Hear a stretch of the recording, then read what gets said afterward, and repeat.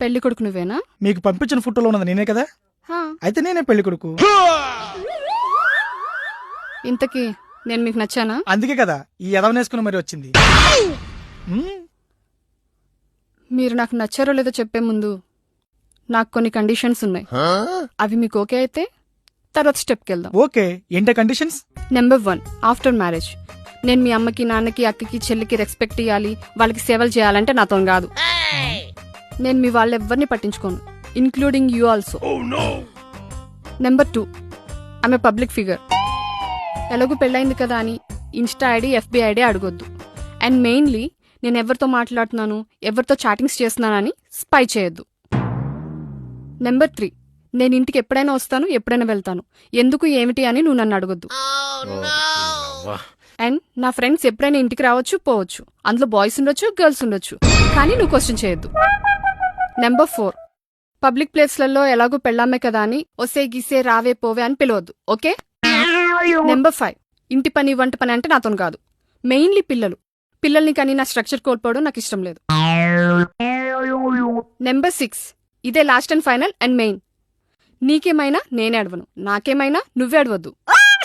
And గట్టిగా చెప్పాలంటే నువ్వు చచ్చిపోయినా నేను తెల్ల చీర కట్టుకుని ఏడవను, మల్లెపూలు పెట్టుకుని నచ్చినోడితో వెళ్ళిపోతా. ఎందుకలా మొహాలు చూసుకుంటున్నారు? నేను చెప్పిన దాంట్లో ఏమైనా తప్పుందా? నో. నేను చెప్పిన కండిషన్స్ నీకు ఓకే అయితే నెక్స్ట్ స్టెప్కి వెళ్దాం. ఆహా, కంగారు పడుకు, 5 minutes టైం తీసుకో. అంతవరకు bearer 4 thumbs up. Excuse me, మీరు చెప్పిన కండిషన్స్ మావన్ కంటే నాకే బాగా సెట్ అవుతాయి. పచ్చిగా చెప్పాలంటే మీకంటే బెటర్ కండిషన్స్ నా దగ్గర ఉన్నాయి.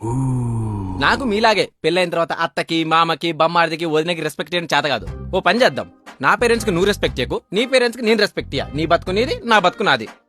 Number 2, I'm also a public figure. నా ఇన్స్టా ఐడి, నా ఎఫ్బి ఐడి నువ్వు అడగొద్దు. నేను చాటింగ్ చేసుకుంటాను, నేను డేటింగ్ లకు వెళ్తుంటాను. సో నీకు నచ్చిన వాళ్ళతో నువ్వు చాటింగ్ చేసుకో, నాకు నచ్చిన అమ్మాయిలతో నేను డేటింగ్ చేసుకుంటాను. నెంబర్ 3, పెళ్ళైన తర్వాత ఇద్దరం కలిసి ఉందాం అనుకున్నాం అనుకో, నువ్వు ఒక 10 లక్షలదే, నేను ఒక 10 లక్షలు తెస్తా, ఇద్దరం కలిసి కొత్త ఇల్లు కొనుక్కొని ఉందాం. పోనీ రెంట్కు ఉందాం అనుకున్నాం అనుకో, నువ్వు ఒక 5,000దే, నేను ఒక 5,000 తెస్తా, రెంట్ షేర్ చేసుకొని ఉందాం.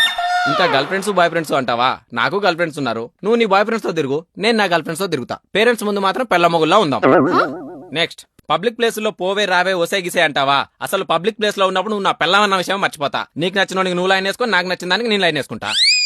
ఏమంటావు? ఇక ఇంటి పని వంట పని అంటావా? పని మనిషిని పెట్టుకుంటే అయిపోయేది, దాని గురించి నేను పెద్దగా పట్టించుకోను.